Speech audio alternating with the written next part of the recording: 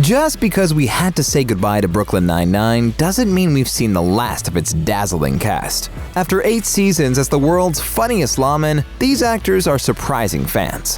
While some of them are taking on totally unexpected roles, others are setting their sights beyond acting. And luckily for you, we've got all the juicy details, including Andy Samberg's plans for total world domination. Terry Crews as Terry Jeffords. Like us, Terry was not ready to say goodbye to the Nine-Nine. Before the final season of the hit comedy even aired, he was planning a future in which the Nine-Nine was still very much alive and kicking, but with an important difference: screen size.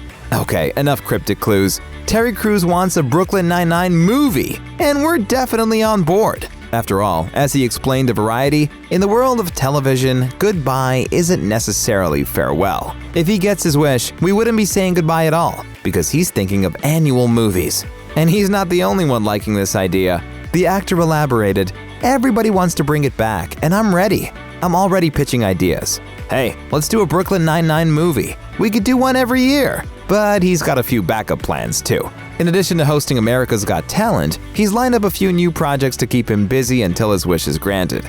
And Terry's definitely branching out. Firstly, he's genre hopping and lending his voice to Rumble, an upcoming animated film in which he'll play a monster called Tentacular. And then he's working on some totally new skills.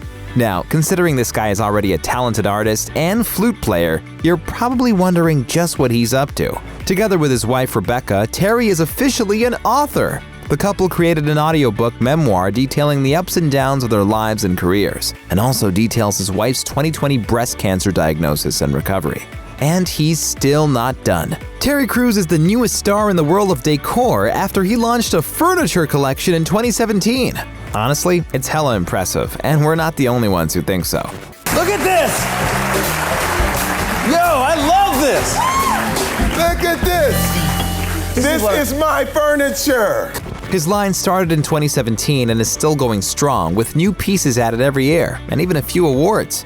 I did a sofa too, and it won Best Sofa in the Interior Design Magazine at Neocon.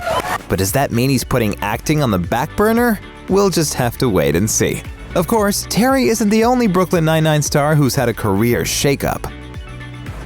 Stephanie Beatriz as Rosa Diaz. We'll never be able to call this actress typecast because she's officially traded in her leather jacket and resting bitch face for something unexpected: Disney. Okay, she's not exactly a Disney princess, but she's well on her way to being recognized as the animation queen. For starters, she's nabbed the lead role in Encanto, playing Mirabel. Then, she's set to appear in Netflix's Maya and the Three as Chimmy. And she's not done! Ever since Ruby Rose left CW's Batwoman last year, Stephanie has had her eye on the iconic part. Sadly, she didn't get her wish, but she did get an epic consolation prize. Next year, we'll see, or rather hear, Stephanie playing Batwoman in the Catwoman Hunted anime.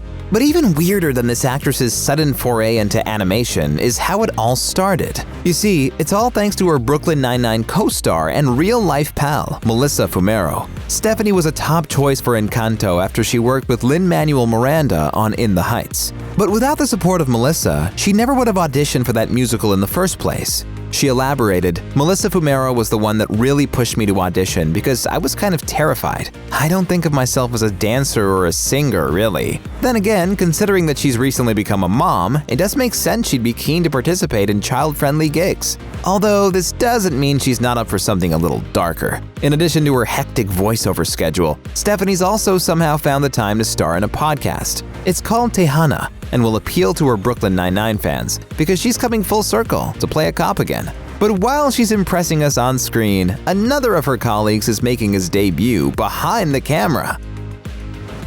Joel Truglio as Charles Boyle. Fans of Charles Boyle, we're about to shock you. Joe may play a lovable and wholesome goofball on the show, but when the cameras aren't rolling, this guy is actually a horror buff.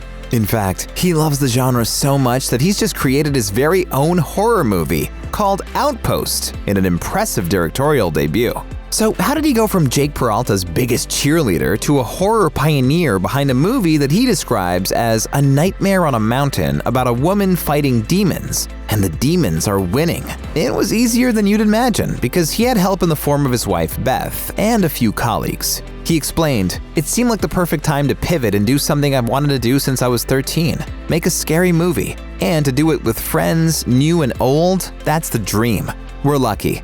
Joe recently appeared on Michael Rosenbaum's podcast to promote the final season of Brooklyn Nine-Nine and tease Outpost, admitting that his love affair with horror has been lifelong, despite having made a name for himself as a comedian. This project that has been with me 3 years, but has really been with me, 37 years, since I was 13. So now that he's finally fulfilling his dream, does it mean he's leaving comedy? We'll just have to wait and see. We do know that that's not a concern for this next actor. Andre Braugher as Raymond Holt.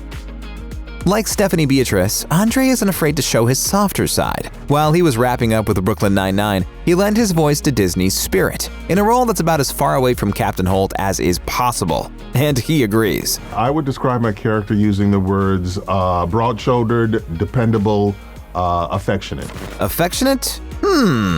But for fans who've grown to love the Emmy-nominated actor for Holt's next-level seriousness, he's also gifting us with an upcoming dramatic role that might just cause another award buzz. He'll be starring as Dean Buckwet, the executive editor of the New York Times in Carey Mulligan's film about Harvey Weinstein, She Said.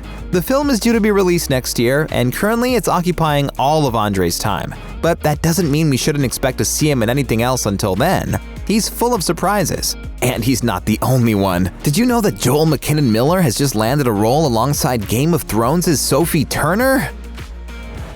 Joel McKinnon Miller as Scully. He may have portrayed a bit of a useless cop as Scully, but now Joel's getting ready for a real crime drama called The Staircase. Only he won't be law enforcement. He's traded in his badge to play attorney Larry Pollard.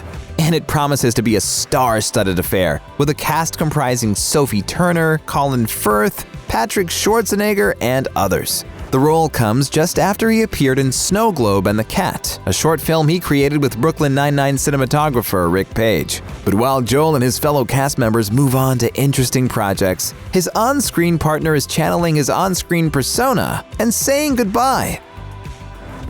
Dirk Blocker as Hitchcock.